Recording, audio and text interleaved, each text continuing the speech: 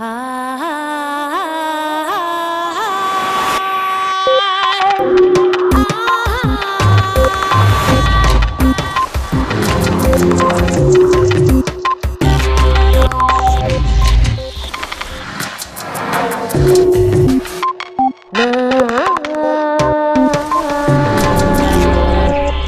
bonobos representan la inteligencia emocional, los chimpancés la inteligencia tecnológica.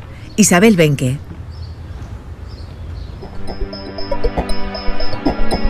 ¿Sabían que tenemos unos primos que consiguen vivir en paz en sociedades gobernadas por las alianzas entre hembras y armonizadas por el juego y la generosa práctica del sexo? Son los bonobos, con los que compartimos más del 98% de nuestro genoma. Eduardo Punset ultima su recuperación de fractura de tibia y peroné y charla por videoconferencia con la primatóloga Isabel Benque, que nos introduce en las vidas de los bonobos. Descubramos qué pueden enseñarnos sobre nuestra propia naturaleza. Elsa analizará hoy el papel del humor y el sexo en nuestras vidas. Cuenta para ello con la ayuda del cómico Berto Romero.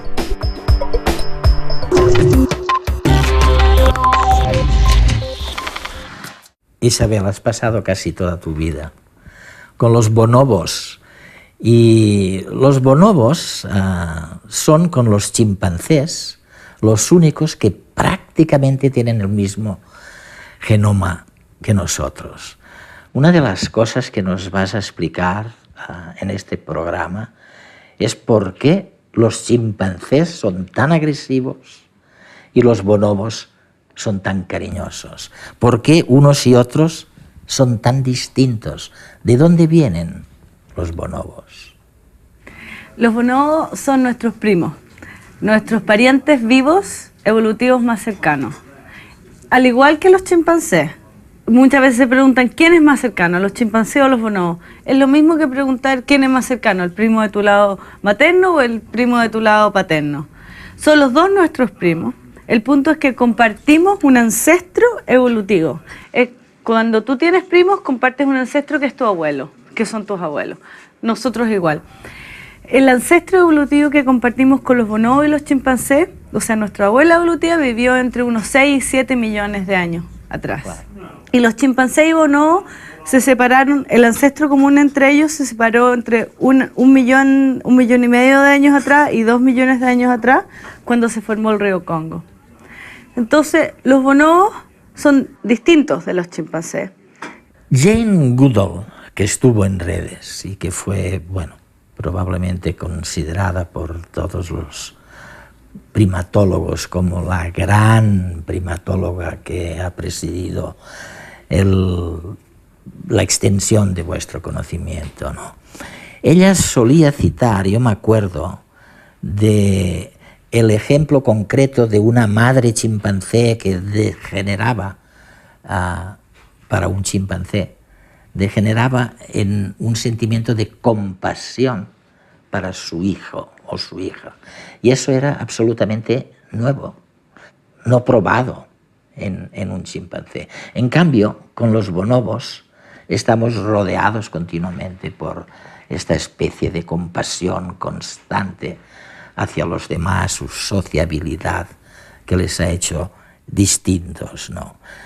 Sigue siendo así, es decir, los humanos, que somos compasivos en mayor medida que los chimpancés, seguimos caracterizándonos como la única especie capaz de sentir empatía o compasión por los demás.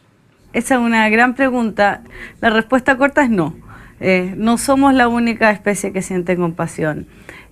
Los bonobos sienten compasión, pero no son solamente los bonobos. Más y más hay evidencia que muestra que de los animales altamente sociales y altamente inteligentes empezamos a tener ejemplos, por ejemplo, en loros, en elefantes, en los cánidos, en lobos, etcétera, y en primates, y no solamente bonobos. Sí. Los bonobos tienen una sociedad muy pacífica, donde hay relaciones y vínculos fuertes entre miembros adultos, juveniles, infantes y machos y hembras. Entonces yo he visto ejemplos de compasión en cualquiera de estas combinaciones. Son nuestros primos. Orangutanes, gorilas, chimpancés y bonobos. ¿Y eso qué significa? Son 4 especies tan modernas como la nuestra y con todas ellas compartimos un antepasado común. No descendemos de ellos, sino que tanto ellos como nosotros hemos evolucionado hasta hoy. ¿Y por qué estudiar su comportamiento? El registro fósil de nuestros antepasados nos dice poco sobre su conducta. Por otro lado, somos los únicos supervivientes de nuestra rama evolutiva. Por eso, nuestros primos más cercanos, chimpancés y bonobos, son los candidatos más idóneos para ayudarnos a reconstruir la rama humana. Hasta 1929, chimpancés y bonobos se consideraban una sola especie.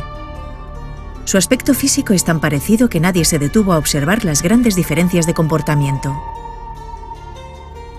En realidad, se diría que vienen de mundos distintos. Veamos las características que distinguen a nuestros 2 primos e intentemos descubrir rasgos comunes provenientes de la tatarabuela que compartimos. Jerarquías. En los grupos de chimpancés son mucho más rígidas y verticales. En los bonobos son más fluidas y cambiantes. Coaliciones. Los chimpancés se organizan en torno a las coaliciones entre machos, mientras que los bonobos se rigen por alianzas entre hembras. Es un matriarcado. La caza. Amantes de la carne, los chimpancés son sofisticados cazadores. Los bonobos son en general más vegetarianos y no dependen de la carne ni de la caza para sobrevivir.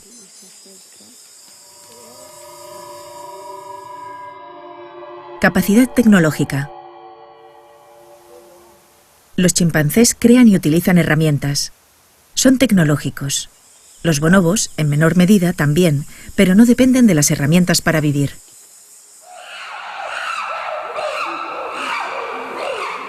Agresividad.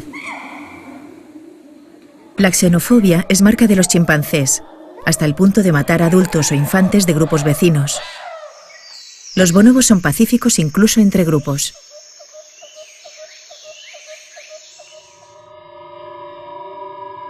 El juego. Es un elemento de unión entre todos los miembros del grupo de bonobos. Los chimpancés solo lo usan en la infancia. El sexo. Solo para reproducirse en los chimpancés. Mientras los bonobos lo practican en múltiples contextos, sobre todo para prevenir conflictos y hacer las paces.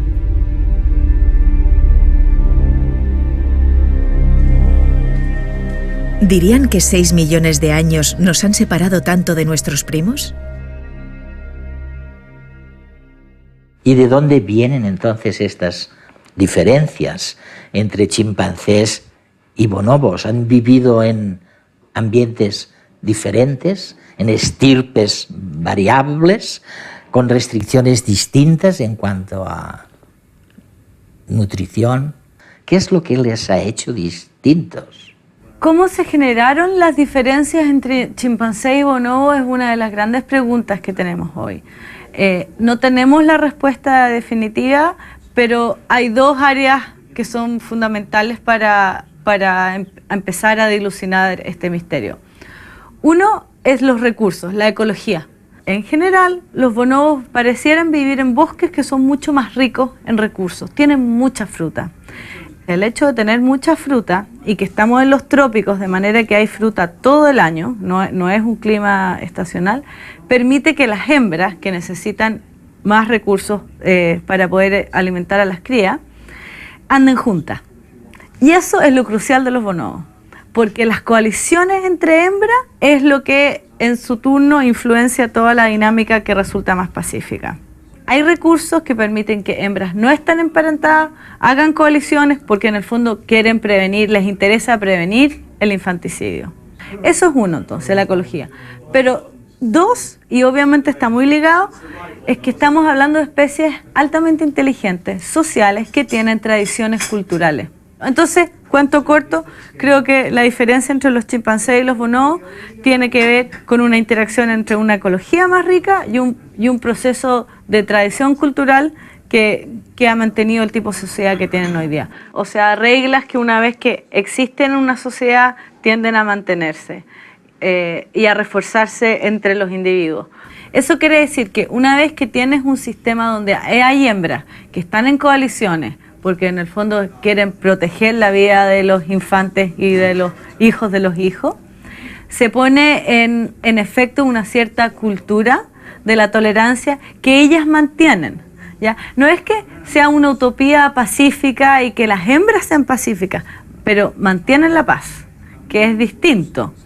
Una cosa que me ha intrigado siempre y de la que se ha hablado muy poco es de esta adaptabilidad de los bonobos para transformar totalmente su sociedad, que ahora está basada, digamos, en las hembras. Son las hembras las que deciden en última instancia.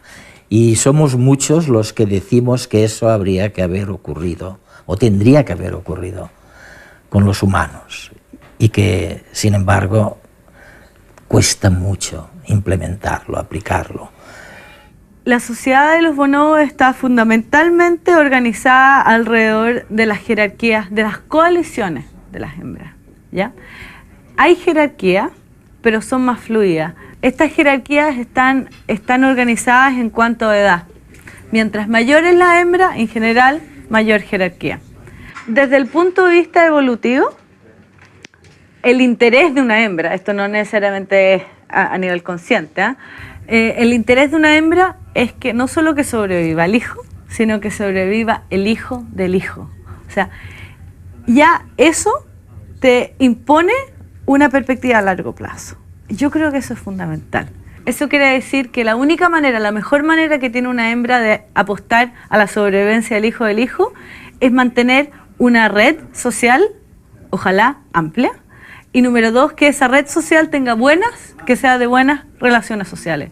Porque en el fondo es crear la red que va a sostener a la cría si ella desaparece, si hay cualquier problema. Entonces eso quiere decir que la dinámica que imponen las hembras es de un interés de mantener buenas relaciones sociales. O sea, es el interés de largo plazo, es el interés evolutivo. Y de eso sale todo el resto, que es fundamentalmente distinto a una motivación más cortoplacista que tiene que ver con las estrategias reproductivas de los machos.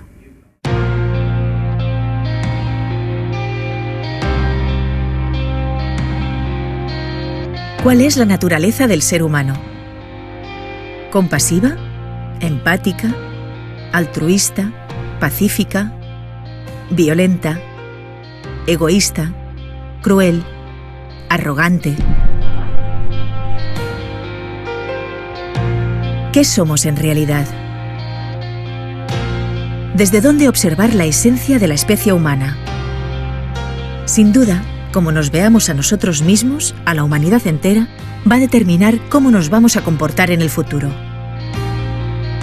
¿Y cómo construimos nuestra percepción del ser humano? A partir de los relatos y las imágenes de nuestra historia. Y ahora, además, sabemos que hay mucho que aprender sobre nosotros observando a nuestros primos.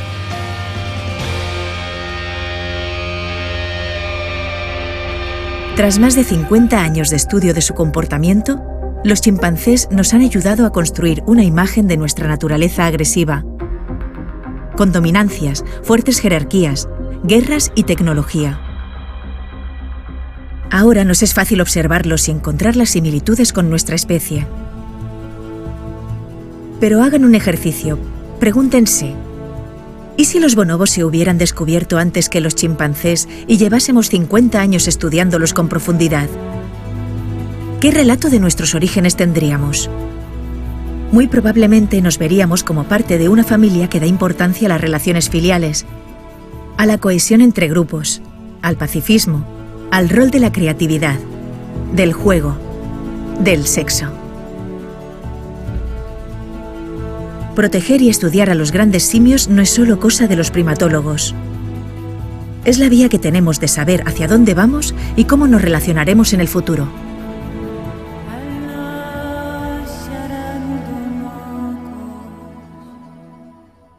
El sexo tiene un papel fundamental en el grupo de los bonobos. Más allá me refiero de su función estrictamente reproductora. Frans de Waal, que hemos tenido la suerte de entrevistar en redes, habla del modo que tienen los primates de resolver sus conflictos. Y dice él textualmente que los unos resuelven los problemas del sexo con poder y que los otros resuelven los problemas de poder, es el caso de los bonobos, con sexo. Sí, es así. La manera de resumirlo de Frans de Waal es fantástica. El sexo cumple muchas funciones en la sociedad de los bonobos y es muy importante. Es como darse la mano, es parte del lenguaje social del día a día. Sirve, por ejemplo, para prevenir conflictos, para solucionar conflictos, para hacer las paces, como elemento de exploración social dentro y fuera del juego. Hay sexo que es en un contexto de alto estrés, hay sexo que es en contexto mucho más relajado, dentro de lo que podríamos entender como ocio. Te doy un ejemplo. Están viajando los bonobos y llegan a un árbol donde hay mucha fruta, y esta fruta es como llegar a un lugar donde hayan trufas, algo altamente deseado. Entonces, ¿cómo se va a ordenar eso? ¿Quién come primero? ¿Quién come dónde? Entonces, esta situación de tensión se resuelve mediante los primeros 5 minutos, por ejemplo, hay mucho sexo. Y es sexo promiscuo y rápido. Y queda claro que no es un sexo que no hay ninguna connotación sensual ni de largo, hay una tensión fuerte. Luego de esa interacción, seguramente tienes todo tipo de consecuencias, como por ejemplo se producen endorfinas, hay más calma, se establecen las jerarquías relativas y luego todos se pueden asentar a comer. Si tú piensas, hay un símil humano, que las bromas a veces cumplen una función similar en un cierto contexto. Es verdad. Las bromas en ese sentido son parecidas al juego de los bonobos porque son rápidas, son promiscuas, ¿ya? Son para todo y son al principio de una interacción. Luego las bromas generan risa, la risa genera endorfina, además nos conocemos a través de esa interacción y nos podemos sentar a comer. Hace muchos años, en redes, conversaba con una famosa actriz que se negaba a admitir que ella descendía del mono. No me atreví a decirle que en realidad descendíamos de una primitiva y arcaica bacteria que vivió hace casi 4.000 millones de años. Y creo que tampoco hubiera querido aceptar algo que entonces no se sabía. Es decir, que los humanos compartimos el 98% de nuestro genoma con chimpancés y bonobos, nuestros primos más cercanos y los descendientes directos, al igual que nosotros, de aquel mono que vivió hace 6 millones de años en los frondosos bosques africanos.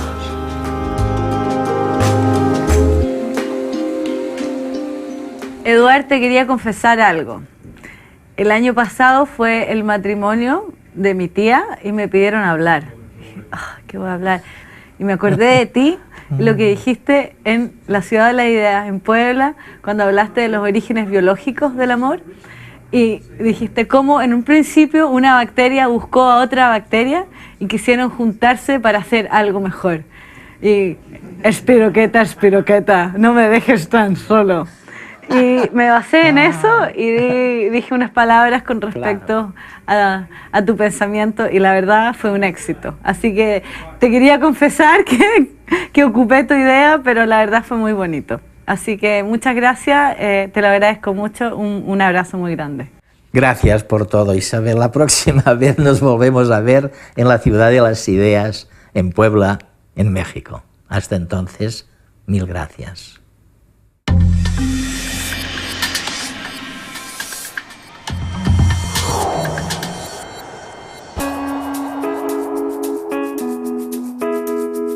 Estamos acostumbrados a hacer las cosas de una determinada manera. Somos como somos, ¿o no?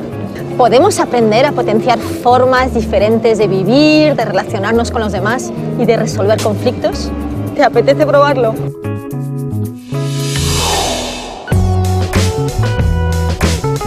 En la naturaleza, los humanos estamos rodeados de muchas especies con las que compartimos distintos rasgos.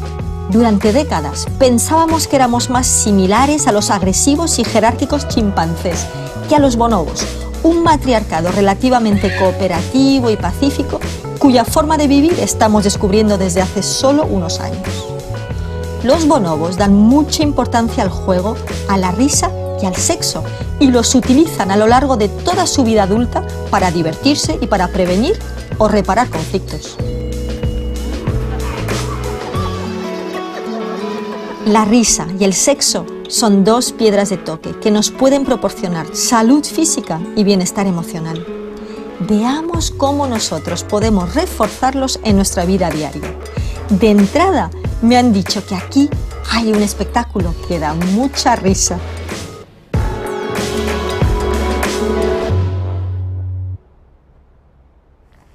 Estoy actuando toda la semana en este teatro, haciendo dobles funciones. La semana que viene voy a estar también, porque tengo en casa un niño de 2 años, entonces estoy intentando estar la mayor cantidad de tiempo posible en lugares que sean más tranquilos que mi casa. Si puede ser esta sala, after hours, las obras del metro... Berto. Oye, para hacer reír hace falta tener público, ¿no? Pues sí, has dicho una gran verdad. Imagina que estás sentado en una sala con un público muy serio. Y esto nos pasa a todos en la vida. De repente sales a la calle o entras al trabajo, toda la gente está muy seria. ¿Qué hacemos para levantar los ánimos de la gente?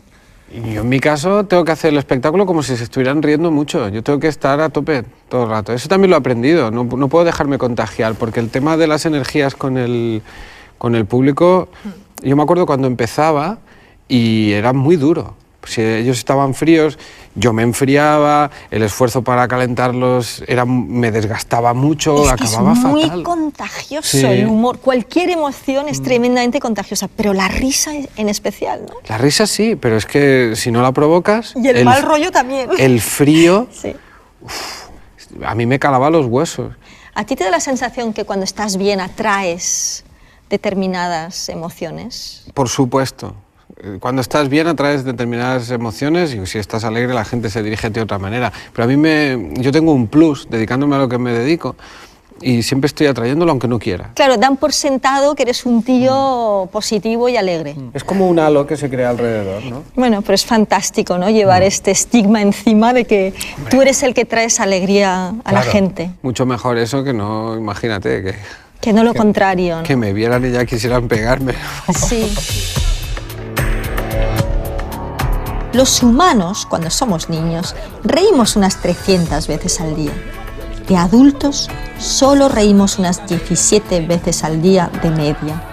¿Cómo podemos consolidar un instinto, el de la risa, que mejora nuestra salud física y emocional, nuestra creatividad y nuestra capacidad de colaboración? Es que la misma estructura del chiste ya lleva una sorpresa siempre dentro. Siempre pasa algo que no te esperas. Lo que le llamamos, yo le llamo romper la cintura. Sí. Que es que de verdad no te esperabas que saliera por ahí. Y eso se puede hacer con cambios de tono muy forzados, con la irrupción de algo que no tenga nada que ver. Siempre el chiste siempre va por ahí. Y si tú estás encerrado en tus preocupaciones, ¿te cuesta más reírte de Por lo que está a tu supuesto. alrededor? Es decir, ¿qué les podríamos recomendar, por ejemplo? ¿Que dejen las preocupaciones atrás un momento y se abran a lo inesperado? Sí, es aquello que hacía Amélie en la película, ¿no? Que ella estaba viendo la película y se fijaba en la mosca que pasaba por allí. Pero eso se entrena. Evidentemente, si tú eso no lo buscas, pues no lo ves nunca. ¿Cómo lo haces tú para estar bien aun cuando no estás bien? Para hacer reír aun cuando no tengas ganas. Es que esto me ha pasado ya. Seguro. Y en situaciones un poquito dramáticas. Por ejemplo. Pues la más dura ha sido con la muerte de mi padre. Una larga enfermedad, además, que coincidía con mucho trabajo en comedia. Y entonces, cada día me enfrentaba al cambio, ¿no? Sí. Pero lo que me di cuenta es que no solo se puede, sino que sino que se puede bien, además. Al final, lo que ocurre es que cuando tú estás haciendo comedia, entras en un estado de comedia y ya está. Y entonces esto es mucho más fuerte de lo que puedas tener tú dentro. Y realmente lo dejas todo fuera. O sea, no es algo que yo sepa por qué se produce el mecanismo, pero es algo físico, o sea, realmente es físico. Y cuando yo la estoy provocando, toda la energía que yo llevo, sea negativa o sea, bueno, negativa en esos casos, Vale. Se reconvierte. No, fíjate, esto es muy chulo como idea, porque lo que sabemos es que hay determinadas emociones que no pueden convivir, que no las puedes mezclar. Los humanos estamos muy dados a las emociones mezcladas, ¿no? A tener un poquito de miedo pero ganas de hacer esto, y esto nos cuesta. Pero hay emociones, por ejemplo, estar muy enfadado o estar muy triste y estar alegre, no puedes hacerlo. O estás triste o estás alegre. Es decir, lo que tú haces es echas la emoción, como con una escoba, ¿no? La tiras para afuera y te instalas en la emoción alegre y químicamente eso te invade además y te centras ahí. Esto que me ocurre cuando salgo a escena, Sí.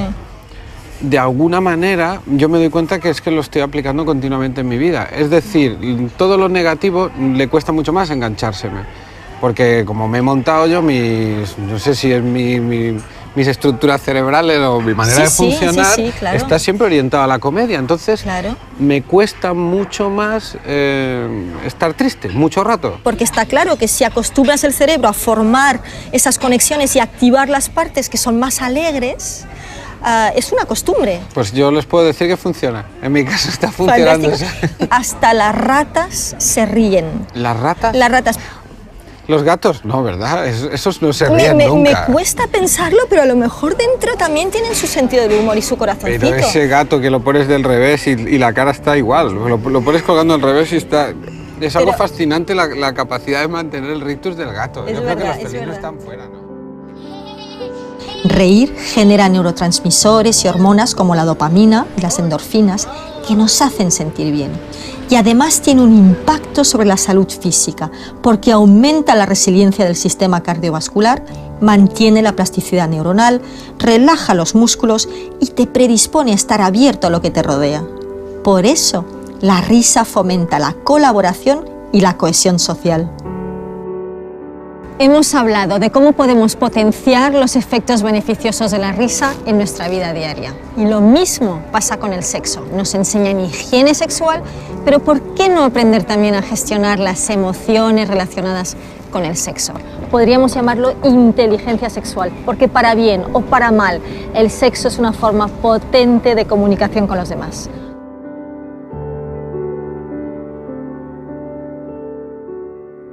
En el ascensor en el mediodía. Mi experiencia en la vida en el mar es bien sabroso. Pues sería con la persona de la que estoy enamorada. No, donde sea, pero que sea bien. Not in the morning. It's too early for me. In the kitchen. Oh, la voiture, c'est bien. Dans la forêt aussi, c'est bien. Ya lo veis, estos son algunos de los gestos y actitudes que generan a diario afecto, bienestar y diversión. Y ahora os podéis hacer esta pregunta: ¿qué soy? ¿Un poco más bonobo o un poco más chimpancé? No es magia, es inteligencia emocional.